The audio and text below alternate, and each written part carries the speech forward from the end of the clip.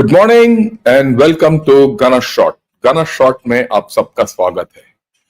Today we gonna discuss something which is very important for India and the Tibetans.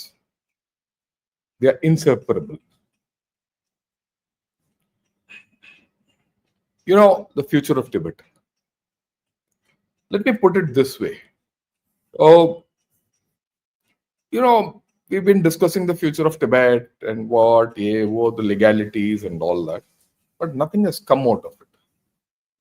In fact, there's nothing started from our side. We discuss the one China policy, which we have virtually started ignoring. And we need to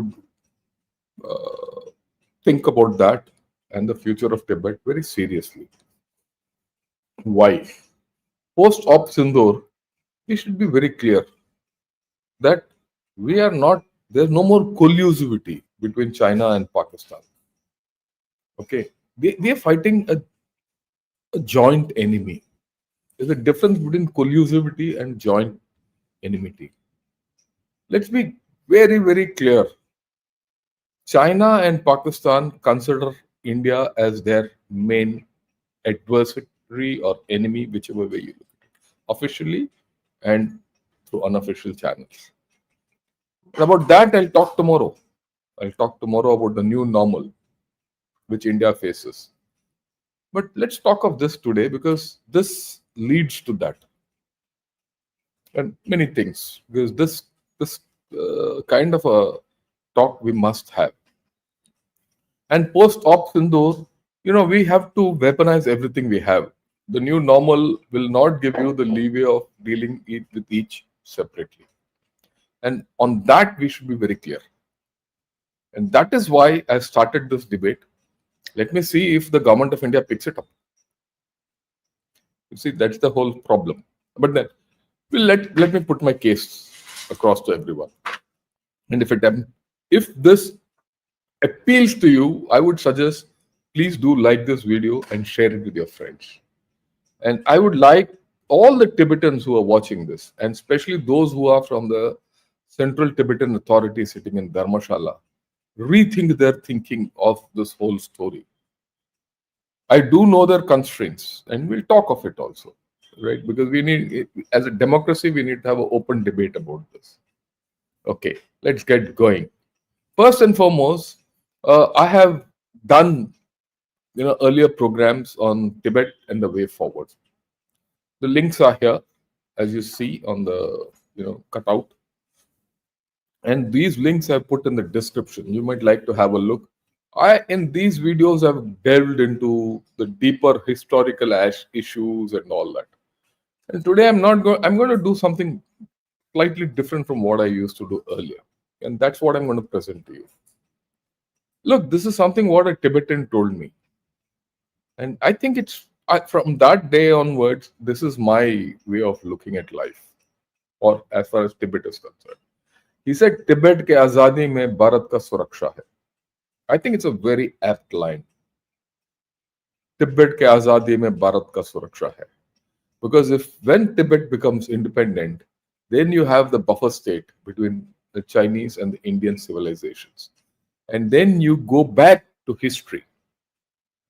You go back to a historical setup which existed through millennia. The current history is, scripted by Mao and his gang. It's not history. It is manufactured, assertiveness. So we have to understand this first. If we understand this, the rest, everything will flow. And I hope someone sitting in Delhi has a look at this. Okay. This map is very interesting and important, right? I mean, why? This is a map of the last century. It very clearly shows that, look, China was never part of Tibet. Tibet is shown as an independent entity out here. Have a look at it. It's a map which you can find anywhere. Okay. India was different, Tibet was different, China was different. This is China, or rather, this is China. That's it, where the hands resided. Okay. Thereafter, if you see, this is a slide which shows the Great Walls of China. Or the Great Wall is not one single wall. It's a series of walls constructed differently by different emperors. Only thing is, you find the Great Wall just outside Beijing always, because they never wanted Beijing to be taken over. Okay, and you see the construction of the Great Wall. It depended on which emperor built it at what point of time, and the Great Wall varies. But one thing for sure, the Great Walls were built by the Chinese emperors to protect China. They were not to protect the China it existed today. This was the China which actually existed through centuries, right? And hence, if you see this Great Wall which I've shown by dynasty in different colors, never included Tibet, never included one part of Tibet. Why? Because the Chinese never considered Tibet as part of their country or part of their territory. So, if that be so, why is it that today's China considers Tibet as part of its territory? So that's the first question we have to start talking of, which we have never spoken. We have never enunciated it. Our think tanks have to start talking. Or China study group has to start talking of this. Okay. At this point of time, what we need to understand is that, look, 90% of any argument is possession. And China is in possession of Tibet and Aksai Chin. And we'll talk of Aksai Chin a little later. Okay. So you have to dispossess them of this mass of land. How do you do it? Because it's not theirs, it's of the Tibetans. Okay. And interestingly, till the turn of this century, we also did not recognize that Tibet was part of China. I'll come to that also. We started recognizing Tibet as part of China only less than 25 years back. So, is there reason for us to say, sorry, it's no more yours? We'll talk of it. We'll talk of it. But first and foremost, let's see what are the interests of each party in this story. What are the Indian interests? Indian interests are very clear, and that's the clarity which we've had right from centuries. Okay, Tibet has to be a buffer between India and China. That's what we want, and we don't want Tibet to be, unlike the Britishers who control Tibet after the young husband's expedition. Look, let me also tell you, I can go into the history of Tibet from 7th century BC, but it won't serve any purpose. I'm going to be selective about the history I put across to you. We can have a historical debate and a civilizational debate and an ethnic debate. That's a different story. So we'll come to the crux. So India's interest, Tibet must be a buffer between India and China, and go back to the old civilizational setup. What about Tibet? What does it want? That's a big question today. Does it want independence or autonomy? Or it wants a peaceful resolution as per His Holiness Dalai Lama's middle path? That is something which has gone a little off the radar. What do the Tibetans want? We have to assist them to get that. The Chinese interests are very clear, are absolutely clear. And like I said, 90% of the argument is possession, and they have Tibet in their possession. What are their interests? And we'll see each of these interests. It considers Tibet as an inalienable part of China today. It's actually not today, from the time Mao entered Tibet and conquered it. Tibet provides a communication link to Xinjiang and vice versa. This is something which people have not understood, and this is what I need to, uh, you know, elucidate, and which I will. Tibet is critical for their minerals. Tibet is the water tower of Asia, and Tibet is critical for China's energy security. These are the fundamental thing. And Tibet wants to, I mean, China wants to control the Tibetan, structure, their religious structure, because the political religious structure of Tibet is central to ruling Tibet or controlling Tibet. And in this context, they are very clear that they're going to nominate a Dalai Lama like they nominated a Panchen Lama earlier. The fight is coming. What you want to do, you have to start preparing now. And that gives you a ground. Okay, so let's look at it this way. Let's look at this map a little bigger so that you have a clear idea of what I'm talking about. China considers Tibet as an inalienable part of itself, PRC. And I've said it provides a link. See, look at this. This is a geographical map, sans borders. There are no borders on this. Okay. Now there's Tibet, there's Xinjiang. So this is Tibet and this is Xinjiang. Now, these are the mountain ranges. Let's look from Pamir. From Pamir, the Hindu Kush which gives the border between, and on which the Durand line is based between Afghanistan and Pakistan. Then you have the Himalayas. Okay. And then you have the Karakorams. The Karakorams finish somewhere here. And then you have the Kunlun. Right. Okay. Then the Tian Shan and the Altintag. Understanding this is central to understanding the whole story of Tibet, Xinjiang, and all. So I'll spend 2 minutes on this. The area between the Great Himalayas or the Himalayan ridgeline and the Kunlun range is what is considered as Tibet. This is not now from long back. This is historical. The area between Kunlun and the Tian Shan, right, is what is East Turkmenistan or Xinjiang or Xinjiang. And here in between the Altintag is a range which connects the Kunlun to Tian Shan. North of Tian Shan is Kazakhstan and all those. In fact, I've been to Tian Shan. I've been right to the border of Kazakhstan, China long back. Okay. And Turkmenistan and Kyrgyzstan, all these people are based on the Tian Shan.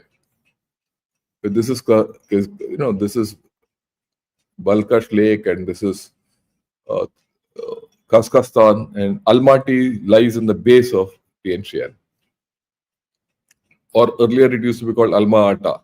Alma-Ata is a red apple. Okay. So we are talking of this. Now the point is,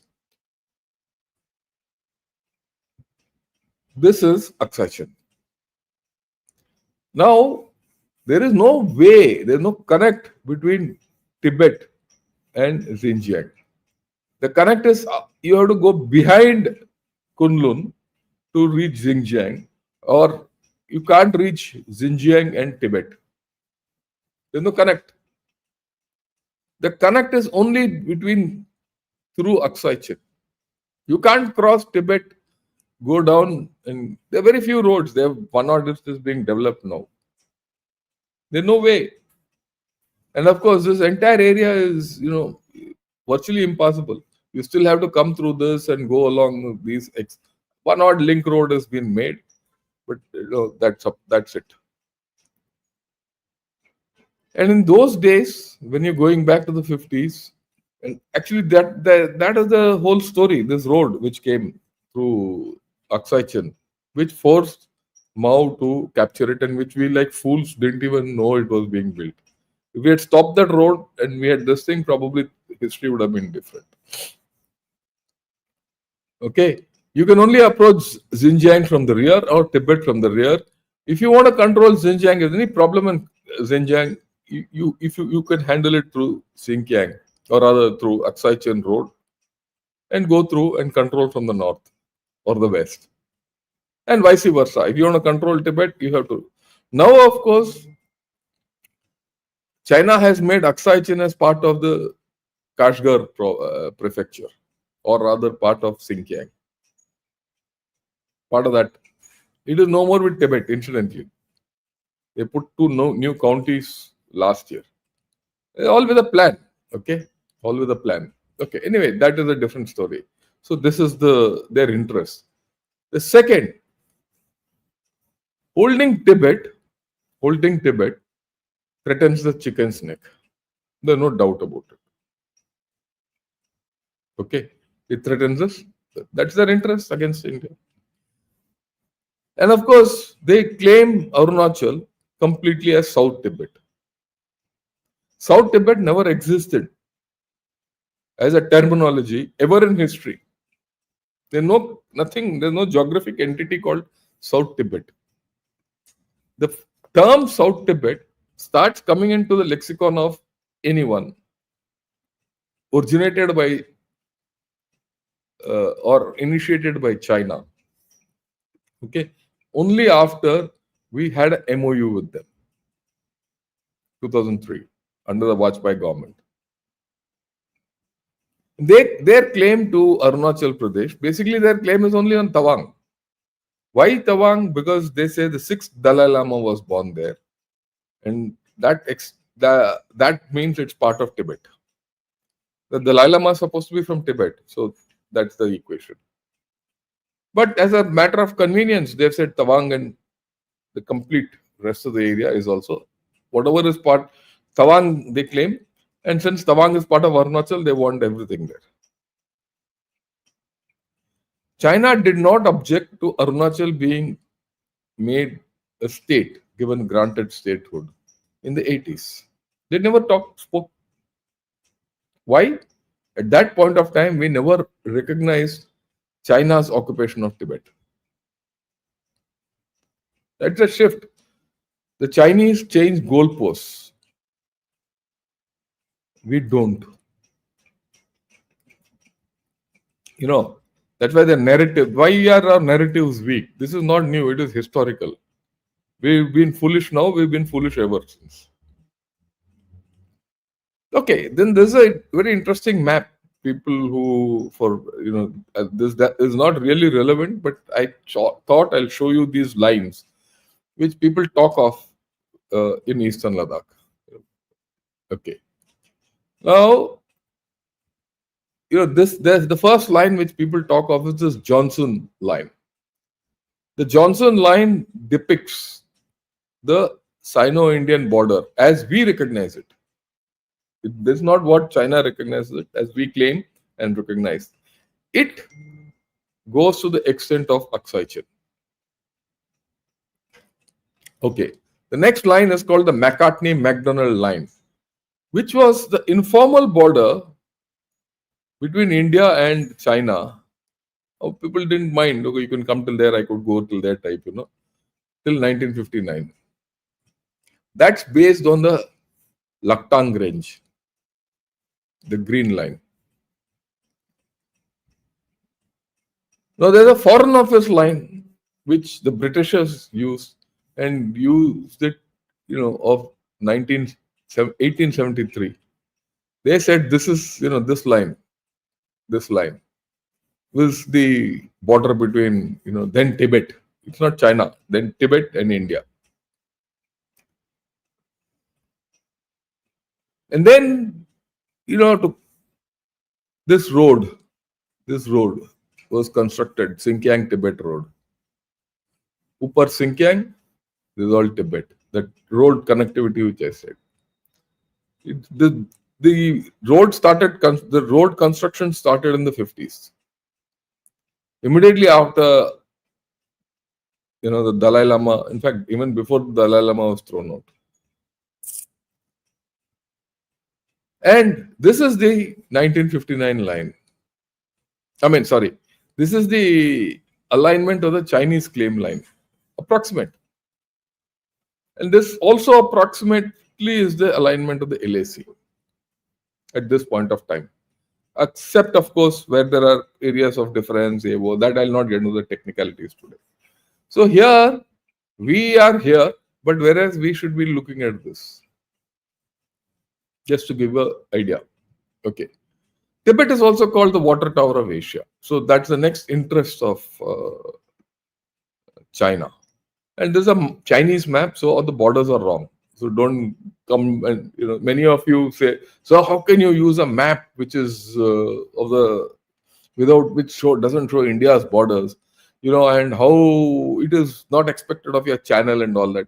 Look, this is an analysis. When you analyze things, you don't don't redraw everything and analyze. You analyze from, like I always said, based on his information. You don't analyze your information, you analyze his information. So this is a Chinese map. So let's be very clear about it. Okay.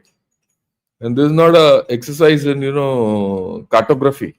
There's not a cartographic discussion going on. So please hold your horses. And this is applicable to everyone from now to hereafter. But I'll keep repeating it whenever I use a map like this. Now, while these rivers are okay, these two rivers, the Huanghe and the Yangtze Kiang, they are critical for China. If anything happens to these rivers, China's water security is finished. And this is even more important today. Why is it? Because China needs more water and it doesn't have. That is why it's coming to Brahmaputra and this and that. That's the only place they can draw water. They need energy. That's why they're going to Irrawaddy, that Mitsone dam which I spoke of the other day. And they want a dam here so that this part, they can take electricity here, which is their hydropower hub, Yunnan, which is failing because of lack of water. And if China doesn't have energy, it will never progress. But then that's a different story. The population is doing everything for it. But that's a different story. But let's look at it this way. So they'll never let go. Okay. Then recently they had a huge copper find near Yunnan. Okay. And there are more critical minerals in Tibet which many people don't even know. Now, as climate change is happening, things will get clearer. Okay. So Tibet will not let it go. And Tibet gives them the vast area for their nuclear tests, this, that, all that. And it also gives them it's also their backyard to deploy their nuclear missiles, build silos and all that.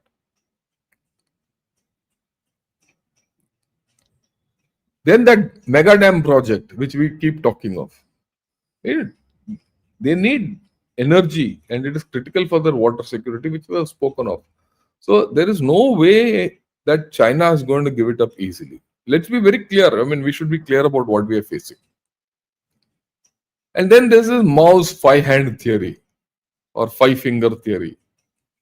Okay. And this drawing is mine. Incidentally, I drew it one day and I keep using this slide. Which are these five fingers? The first finger, of course, Aksai chain.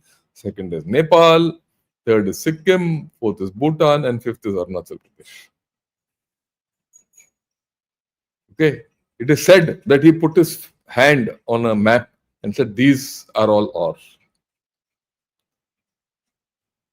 I mean, it must be some Chinese map, but I put it on Google and I'm showing it to you.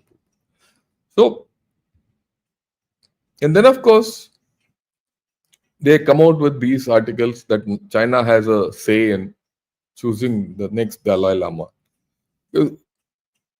Dalai Lama exercises the temporal control over Tibet. So, China will nominate the next Dalai Lama. Irrespective of who else nominates. That's a different story. Okay.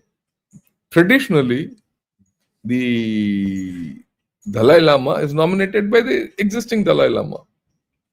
But here it is different. Going to be different. Okay. So there's a issue which is going to come up, and that will be an issue of concern. How much India is going to do, because there are a lot of opportunities in this story. Something which we have to be cognizant of.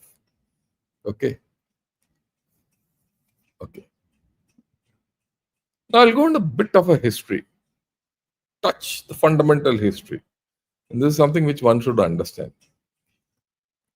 Whenever the Chinese central power was strong, the Tibet was under the Chinese flag. Like today, this is history. If you read their history, this is what comes out. Because Tibet was under the Chinese flag. And you also have to understand one more thing. Let me go back, because why Tibet has got more affinity with China. You have to understand this. You see, the Tibetan plateau is very high here and it keeps sloping down to the north. It slopes down to the north and mixes within East China plains or the West China plains. Okay, as it goes. So the movement of people from the north to south to Tibet has been more than south from India to Tibet. And that is why Tibet was always out of the Indian psyche. Historically, we've gone up to Kandahar. In our Mahabharata also you talk of Gandhari, who was from Kandahar type. That's the logic. And you've gone to the east, where Arjun has gone to Manipur, and the entire story Ramayana, which is in Manipur, is based on not Ramayana, the Mahabharata. That part is a different thing altogether. Yeah, we are not talking of that. We're talking of today's thing. So if you see the history of Tibet and put it, whenever Tibet was free, it was the Chinese system was either change of empire or the empire was weak. And when the empires were weak, either Tibet was free or it, was under a shared rule system. Yeah. Whenever the Chinese central power became weak, like I said, Tibet has been independent. So why am I saying this? I am saying this is because the Chinese power is weakening. Let's not make any mistake about it. The Chinese power is weakening. We shouldn't have doubt, because their population is going, their economy is going, their military will go. It's a matter of the dominoes of Chinese power declining. Will China completely collapse and fragment into pieces? It's never happened, because the Chinese Han society is quite unitary in that sense and monoethic in that sense. So they'll not completely collapse, but their power can go. Can it happen in 5 years, 10 years, 15, 20 years? That's a matter of what happens in future. But it will never be that peak has passed. I have no doubt about it. Many will disagree with me, but that's okay. Because economically, they cannot revive anymore. There's no revival of Chinese economy. And you again, I get back to that is why that thing on demography which I did is very important, critical. The demography will tell you when Chinese power is going. They are all interconnected. Okay? Because their political economy will start shaking now. And we're already seeing it.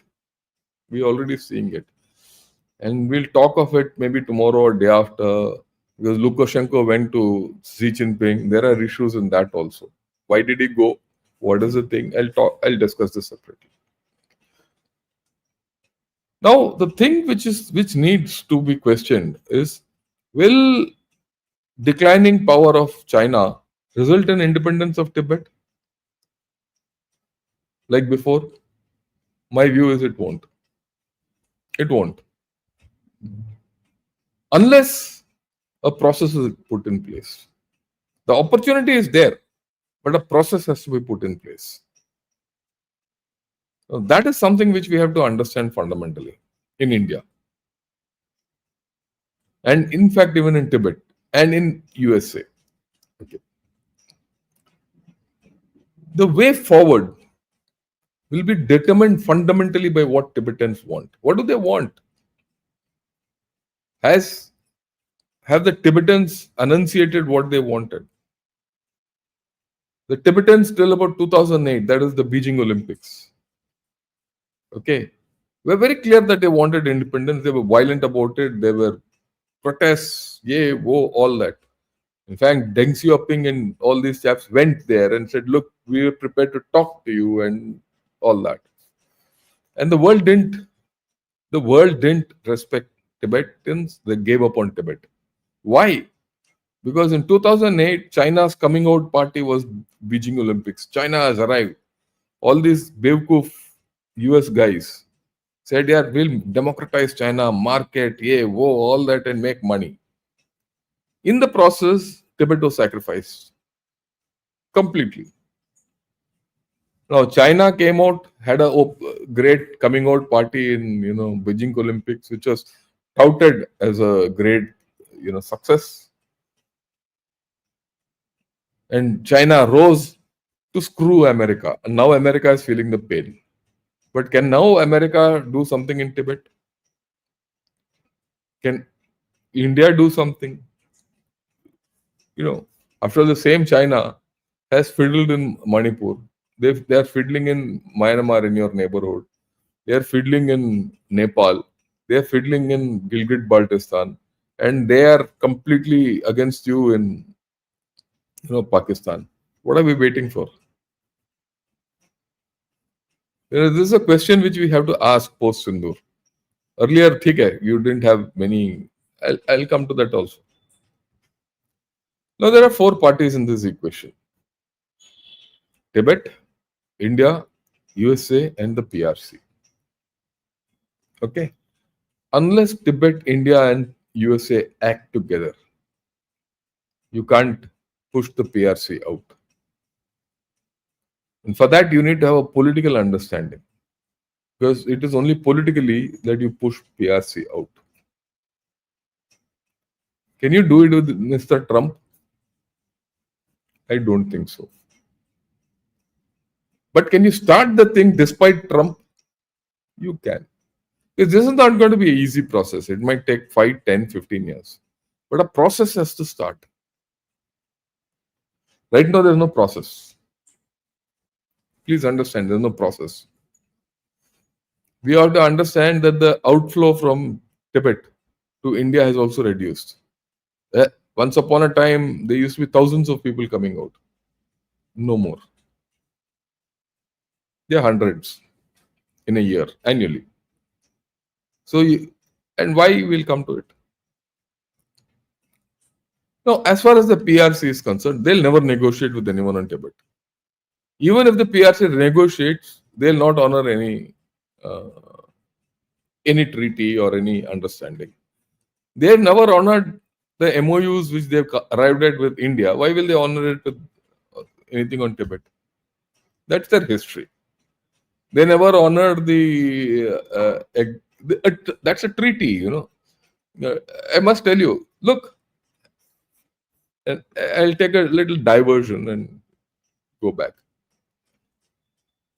The Britishers and the Chinese had a treaty about Hong Kong. It's a treaty by which they said one system, two thing like that, one government, two systems, one China, two systems type.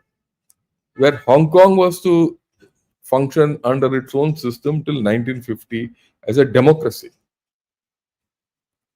Okay, it was a treaty.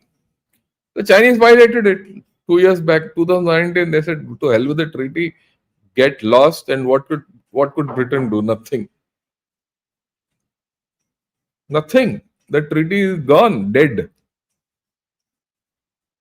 Okay, Chris Patterson or Patterson, whoever that British fellow was, who was the last governor of Hong Kong.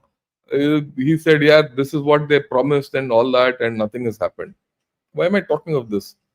The treaty has only value if both parties agree to it. And this has got a bearing on Indus Water Treaty. It's a treaty between India and Pakistan. No manjack on earth other than India and Pakistan can come between. Pakistan can go to Vienna, they can go to USA, they'll go. We'll talk of that a little later, some other day. I'll discuss this in detail. But the fact is, China will not honor any treaty. That is something which we have to very clearly understand. Okay. Now people say, look, if China becomes democratic, will it change the equation?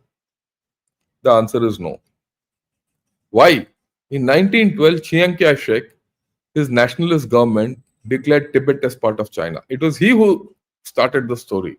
It was he who went to first took over East Turkestan and declared Tibet as part of China. And Mao followed it up.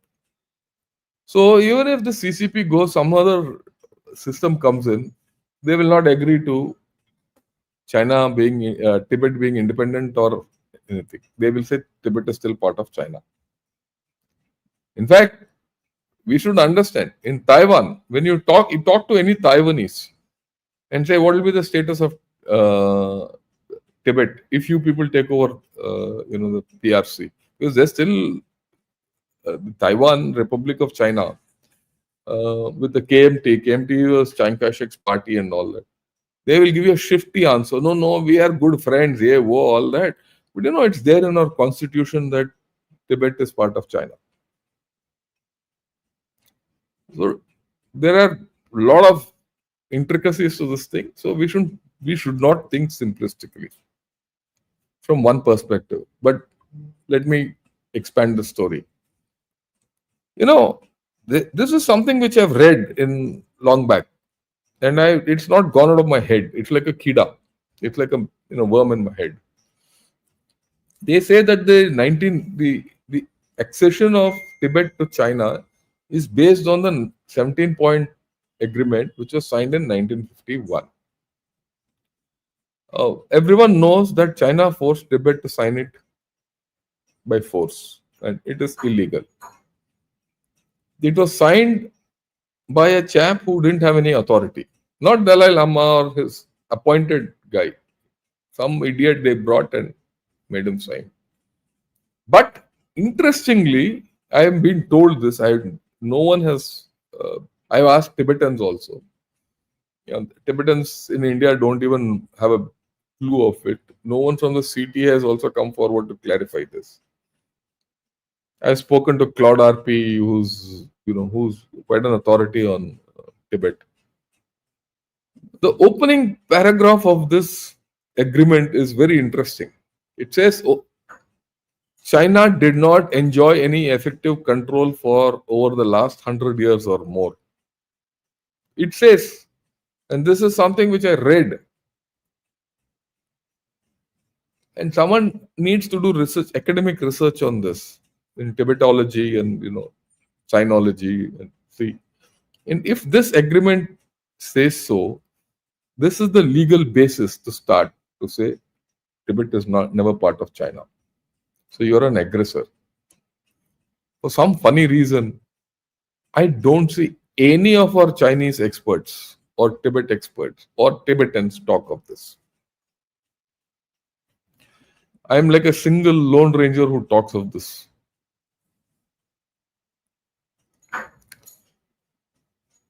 But I never give up. So I'm talking again. I'm sure some idiots from China are still,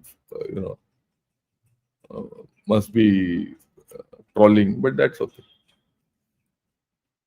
Now, this is another important thing. Tibet has never been recognized as part of China, nor has Sikkim been recognized part of India, formally in any document. There's no document between India and China. That's something which we should understand. The first thing is, we have never formally said Tibet is part of China. Anywhere.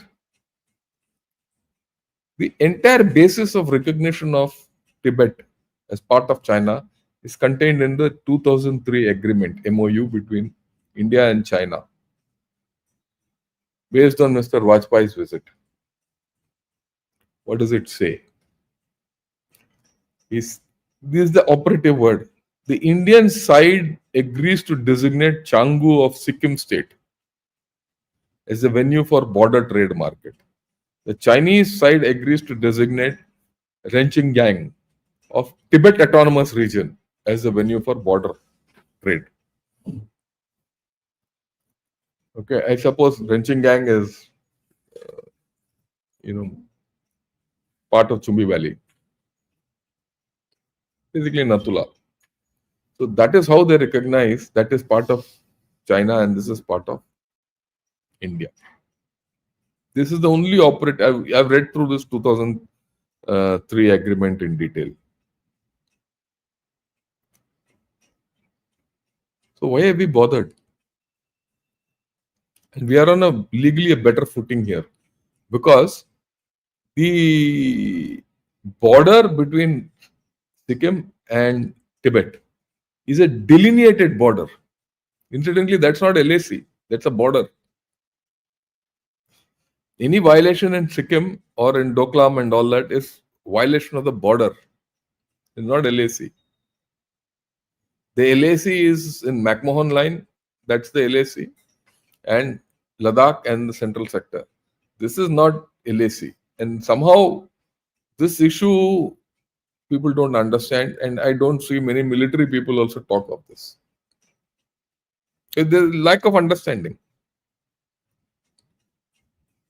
Now, this agreement actually today stands null and void. Because based on this 2003 agreement, this is the fundamental agreement for all MOUs which we have drawn with China on the LAC. The border peace and tranquility agreements, everything about those, areas of difference and this and that, or areas of differing perception, all that nonsense are hinged on this. Now, when China invaded Aksai Chin and came up to Galwan and came up to Pangong Tso, fourth finger, came to Demchok, or tried to cross into Yangtze, they violated all our agreements before. There's an utter violation of all our agreements. They have gone back. After they have gone back, there is no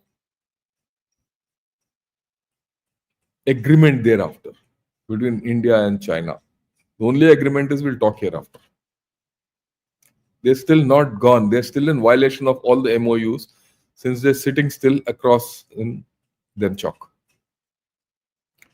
So, in the event of China having violated all agreements, this agreement is also stands violated. Because this is the fundamental agreement. If this agreement stands violated, India is in a position today to say that Tibet is not part of China. As simple as that. Say that. Just say that. And say we don't respect one China principle. And you'll see China going up in flames. They'll go airborne. It needs political guts to do that.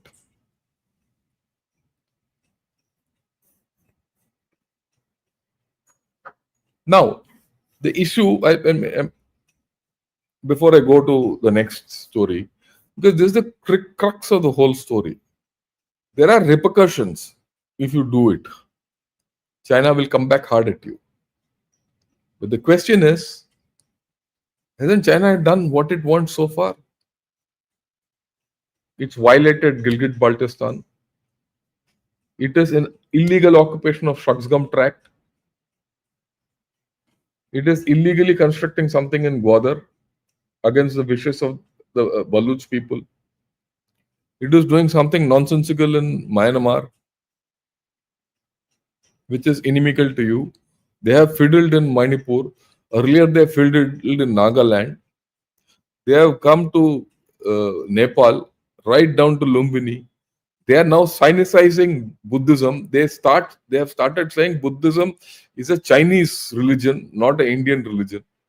Now, if they've done all this, what are we waiting for? What are we waiting for? Now, of course, they'll come and sit in Lal Munir Hat with this idiot Yunus. Okay. So, we have to seriously think of this. Till now, I completely agree with everyone that it was not feasible to do so. Not feasible to do so because of many issues. And we also have to understand why this was gone into. This whole story was gone into because at that point of time, we needed to deal with Pakistan in the 80s, 90s. So we spoke to China, normalized things with China, signed this, shifted forces from the east to the west, and started handling Pakistan. That was gone. But after that, China has completely come towards Pakistan. And I'll talk of things tomorrow the way today China thinks. China wants to give them AVAX, they want to give them HQ-19, J-35 is everything. What more do you want? Why are we waiting? Why should we fight only militarily like a Dharma Yudh? वो ना महाभारत में युधिष्ठिर भैया कुछ और करो अच्छा है we'll be like Yudhishthir, Dharmraj and all that. But today we are living in an era of hybrid warfare.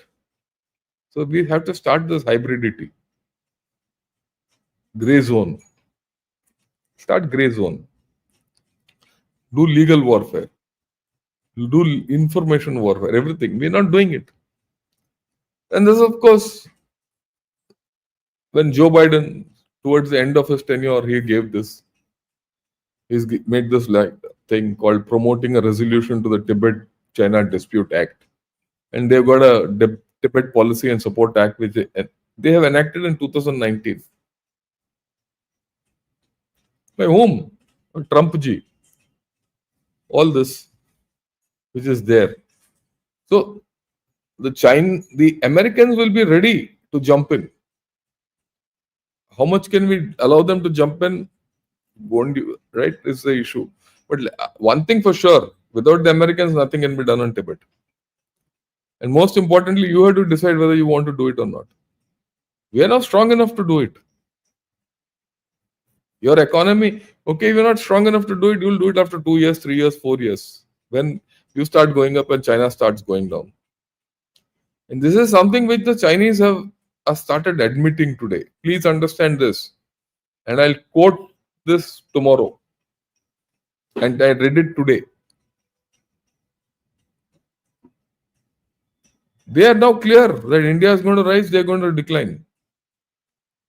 They'll not talk in that manner, but they'll do it. They tell you in indirect manner. They understand that. So if you are on the ascendancy, भैया कोई भी ज्योतिष बताएगा आपको कि भाई कुछ तो करो. But what is the ground situation?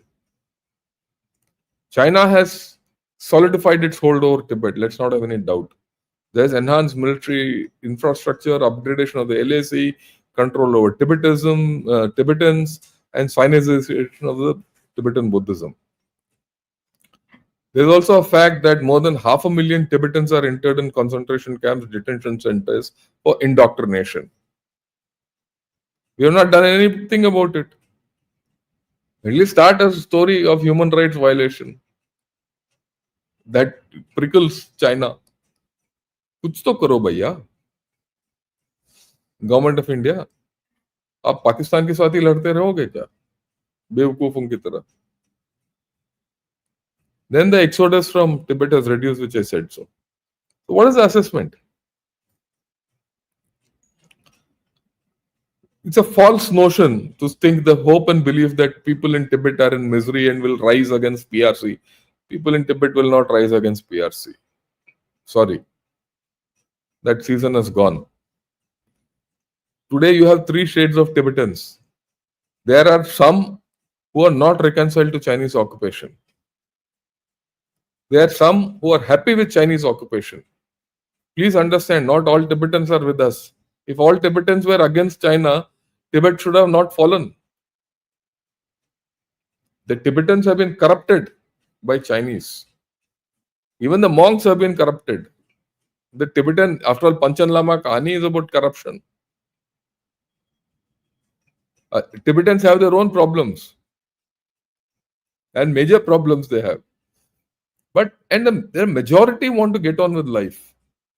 They're not interested. The Am guy, who's a shepherd in the mountains, taking care of his yak, he just wants to get on with life. He's not interested in who's there. And the communists have made deep inroads, which I've said, into the society. Pullback will be a long haul. But your fundamental thing is these guys not reconciled to Chinese occupation. Start the story and Tibet will be in flames. We saw that. We saw that when in 2020, when a Tibetan Nima, who was the leader or the JCO, who died in exercise snow leopard, and when his burial was taking place, the emotion of Tibetans came out. That's an emotion which is kept under wraps, suppressed. Get that emotion out, open that box, and then you see the fun. Make China look inwards. Everything will be okay. Okay. I think I've done my thing. I've given a message as to how to handle the situation, everything. It's a long haul. You need a plan. You need clarity of mind. You need political thing. Everything in China is political. Please understand that. There's nothing which is apolitical. So unless you are politically clear as to how you want to handle the situation, it will go nowhere. Okay, I've done for the day. I do hope you people have liked this video. If you liked it, press the like button. If you're a Tibetan, please spread it to everyone. You have to start thinking for yourself. Because the Tibetans I've met are happy eating idli, dosa, and sambar in Mysore. Okay, I mean, maybe in Dharamshala they're doing something different. But the CTA still has power. They got political power. And they should not now start looking at political power outside Tibet. They should start looking at political power in Tibet. And it can start. Okay. So with this, I'll take on a few questions and then Nitin, thanks a lot for becoming a member. Then Purna Chandra Sanapala, thanks a lot for becoming a member. Okay.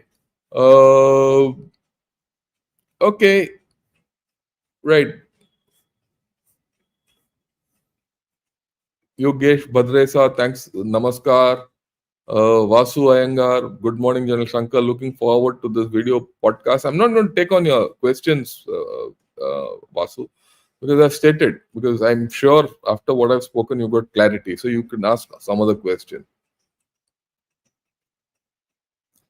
Hans, Shalom. Akash, Shalom. Acha, Ashu, hi, how are you?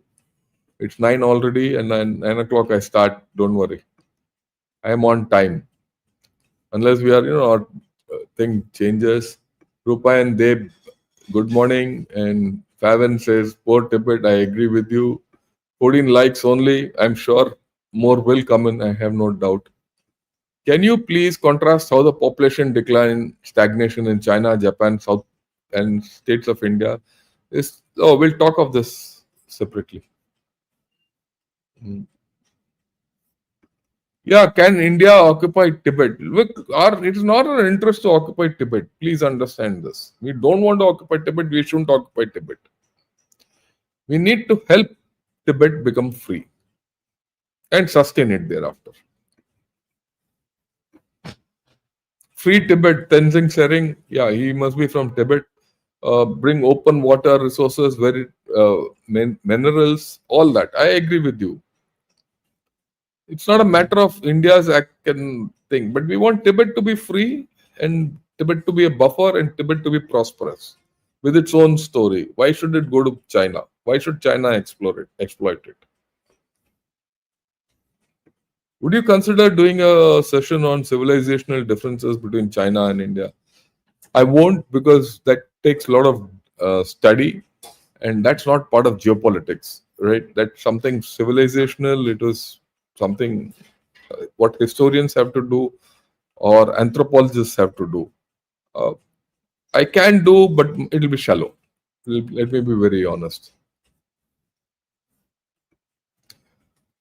जब तक आप सब ये नहीं समझ पाते कि इस्लाम का एक मानसिक बीमारी है जो आपको परिवार, समाज, देश के अंदर से खोखला कर रहा है, आपका ज्ञान अधूरा रहेगा. Okay fine, you are going against Islam, right? Ashok, hi, morning, how are you? India prepared with a cognitive warfare for the Dalai Lama transition in Canada and West Asia. Or diplomatic outreach to Tibetan diaspora is even weaker compared to Taiwan. I agree with you. We are useless in this. Let me be very frank. Our information warfare capability is next to zero at this point of time.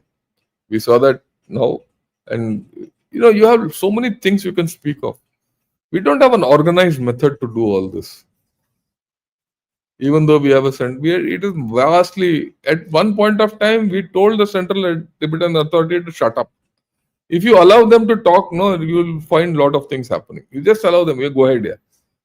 And give them some money to do everything. Those chaps, poor chaps, what will they do here? Nothing.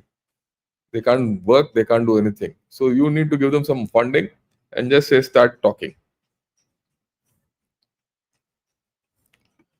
Yeah. Your podcasts of long-term strategic significance for our country, our political system should imbibe these points. Yeah, and that's the problem. The political dispensation has no strategic thinking.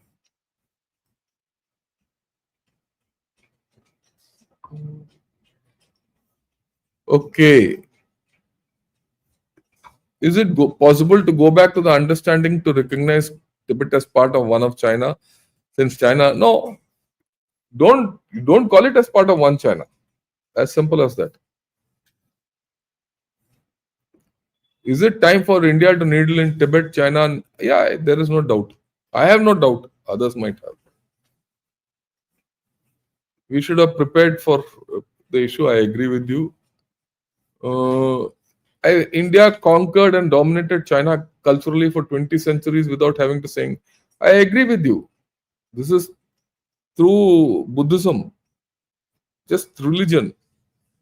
But yet we have lost our bearing on all this. No, today you talk of something else.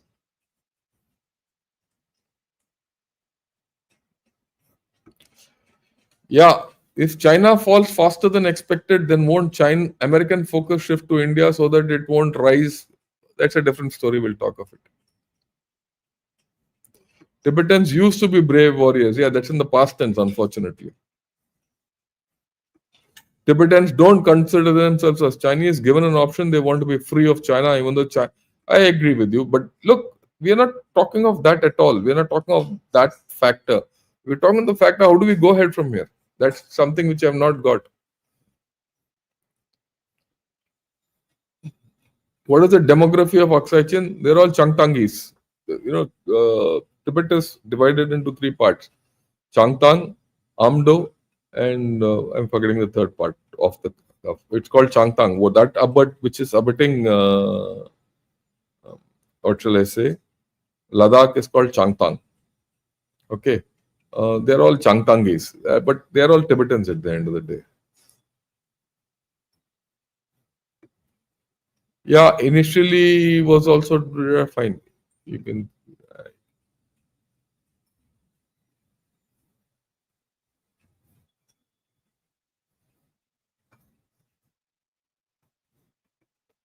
Yeah, Tamil philosopher, the third son of Tamil Pallava king from Kanchipuram, who legend calls Bodhi Dharma was a cause for Bharat's cultural transformation. transformation of China. That's why China fears of thinking. They fear your civilization, and that's the article which I read today. I mean, they're worried about your civilization. Let's be very clear.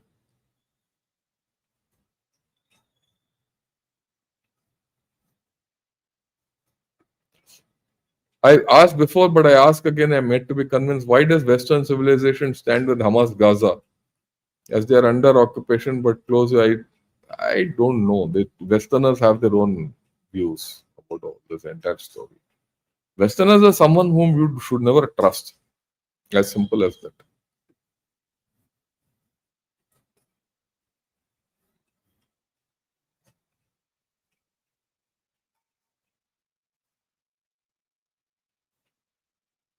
Okay. China have stolen not only India's land but other countries. Yeah, I agree with you. There's no doubt about that.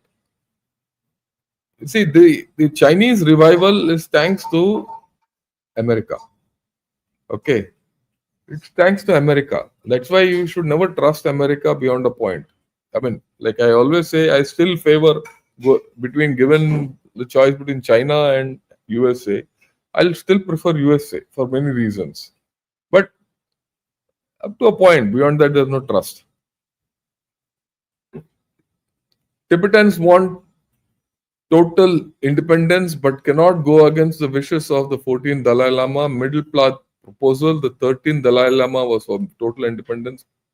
Perhaps 15th Dalai Lama may choose total. I completely agree with you, Gyalpo. You have to take a call. Unless you people take a call, no one else can help you. But the problem is who's that 15th Dalai Lama going to be and how will it pan out is a $1 million question. We'll see how it goes.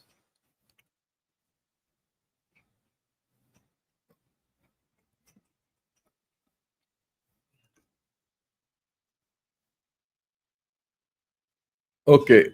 Dispassionately, Tibet and Xinjiang may have been part of Bharat as territory called Uttar Kuru a few millennia back, so it would take a long while to go back. However, in the immediacy of time, both POJK and Gilgit Baltistan would need to be addressed as both were part of Bharat before.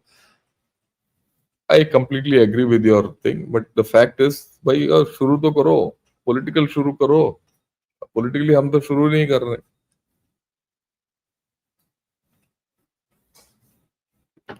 What happens to Tibet if Honorable Dalai Lama do a treaty with India to free them and give them authority to rule with? No, nothing will happen. You start the process. You have to have a process somewhere. This is one of the ideas. I'm okay with it.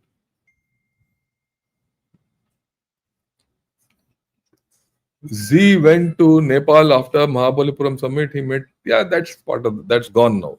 Forget about all that.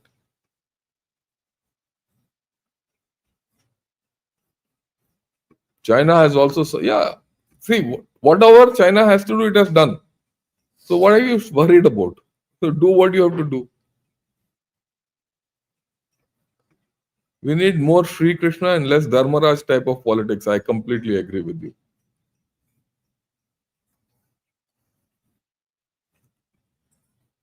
Thank you for your podcast. You have studied and researched the topic that you are talking about. It's like rereading our neighbor's history. Yeah. As China demographic collapses, will it affect their hold on outer regions? It will. It will. There's no doubt about it. I heard outer ethnic groups had no one-child policy. How do our outer demographic compare to Han or Tibetans? Yeah, Tibetans are having kids, but equally Tibetans are not being allowed to have kids also. One of the worries of China is that if too many Tibetans are there, and one day there are not enough Chinese, you can't. Their hold on Tibet will go.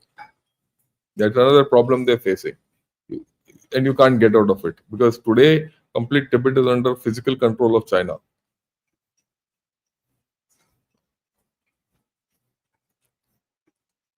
Yeah, couple of weeks ago at Sagarmatha event, PRC ambassador repeatedly used Chinese name for it, and Nepal ministers were silent. Is he trying? Yeah, yeah. This is all part of Chinese tactics. No problems. Chinese Communist Party has changed the demographics of Tibet by bringing in the mainland Chinese into Tibet. How do you see this as a main hurdle? Look, let me be very clear on this. There would be a few mainland hands settled in Tibet, but the demography has not changed. I'll tell you why. People from the mainland come for project constructions. They stay 4, 5, 6 years. They might even marry and have children, but eventually they leave. They don't want to stay in Tibet. Okay, no one wants to. So the population, the demographics changes because of the projects. It's not when they were building the oil pipeline or the rail line to Lhasa. There were more hands there. Now they're on the borders, hands, but they will go back. There, no one wants to stay there. So this is a shifting population. They don't have permanency there, right? And you've seen the population fall, which I spoke in the eastern shores of or the eastern coast of China. So when that population starts dipping more, they will also not. They are also not interested in going to Tibet. They are in an alien land. Don't think everybody Han wants to go and sit on top of Tibet. Forget it. Those guys are also clannish. They want to sit next to Yangtze River. Okay, they are not prepared to go out. So this thing will change. This is not a hurdle. This will change. What is the interest of US in Tibet? Very simple. China. The word Hindu Kush means killing or culling of Hindus, similar to Gau Kush. Time for government to rename the Hindu Kush mountain. ये तुम्हारा अलग agenda है.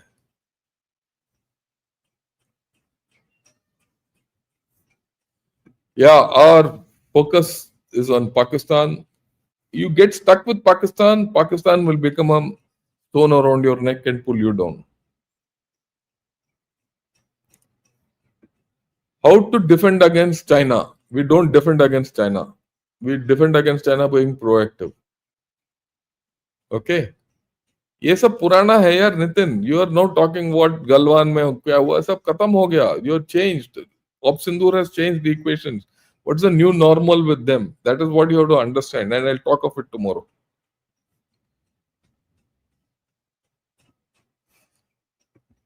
What is India's interest in one China policy? Very simple. There's no one China. We've stopped with one China policy.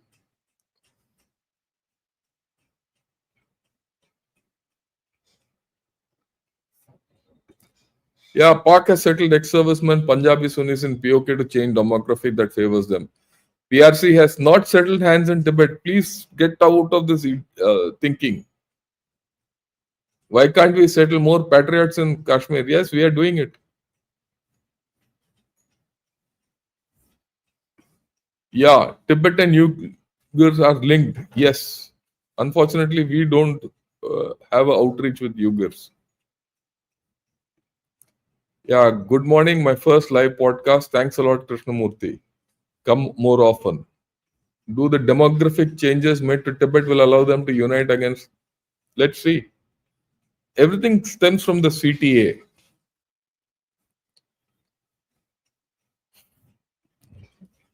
Sir, Tibet's population is around 3.5 million. How can such a small population hold on to a large territory even if it ever gains independence?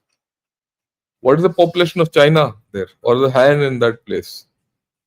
Can the Chinese hold on? They can't. It's how you handle Tibetans. It's more than enough to the amount of if Tibetans go up in arms, the amount of troops which China has to commit to hold on to Tibet will be out of proportion. It will be double what they have need to on the Western thing. So the Chinese internal contradictions will kill them. Yeah, thank you. Key questions and issues opened by you. So nice. Tibetan population has declined to less than ये सब बकवास है.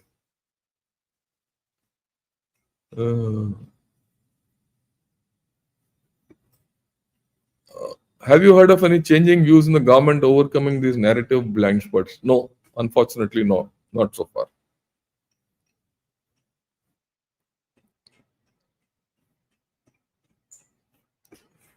Don't you think it's an uphill battle to convince Chinese Tibetans to go against CCP? Don't you think Tibetan freedom struggle will turn out like, no, it will not. There's a difference. The thing is dormant. You have to restart.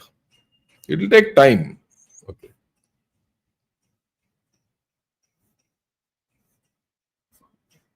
Yeah, Chinese grabs more land, psychological scars since past rising sea. Yeah, I think so. You have to get out of this thinking. Okay, let me take.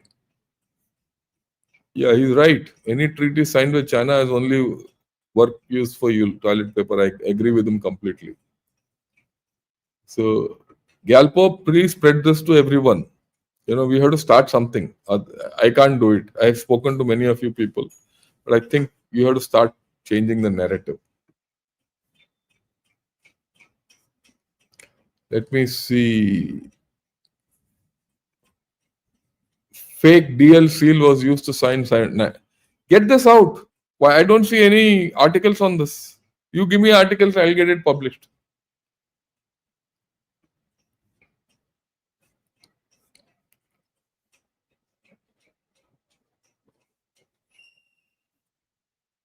Okay. Do we have strength to handle Chinese escalation at this point of time? Maybe Indian strategies are waiting for the right time to raise this issue. You have to start somewhere. Does Pakistan have the strength to do what it has to do against India?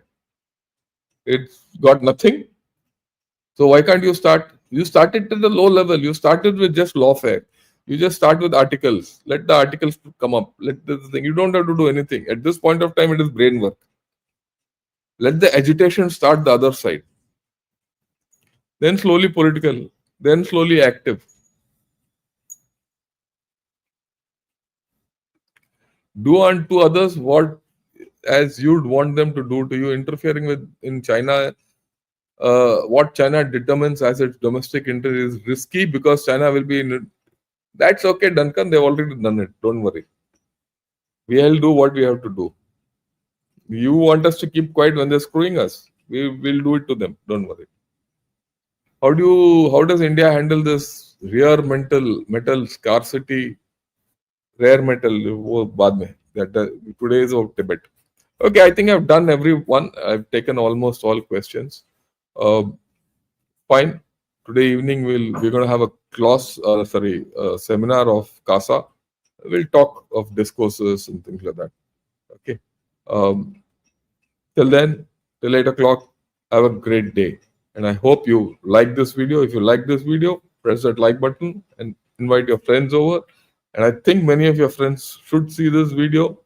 And many people should see about Tibet because you have to start understanding. And unless you raise this issue, the Chinese will think everything is hunky dory. Bye. Great. Have a great day and Jai Hind.